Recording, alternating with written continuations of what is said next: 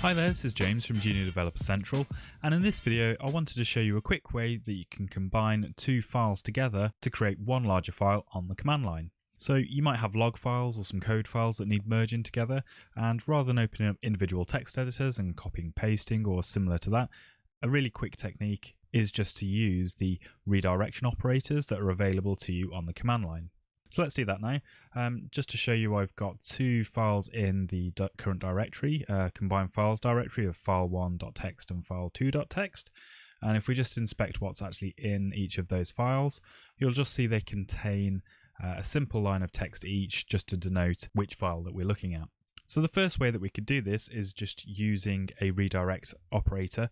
So we could say cat file1.txt and use the greater than sign to redirect the output of that to another file, say file3.txt.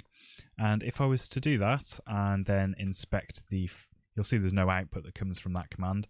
But if I was to inspect file3.txt now, you'll see that the contents of file1 has been piped or redirected into file 3.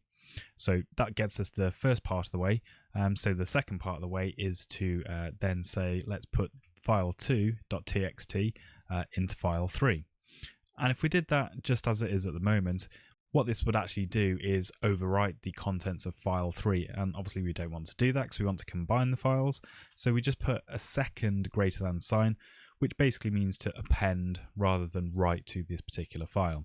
And of course you could have done that with the first redirection as well, because there's no harm in doing that because the file would have been empty and not there. So now if I hit enter and if we inspect file 3 again, which has our content, you'll see that both of the lines of text from each individual file has been combined into the new file.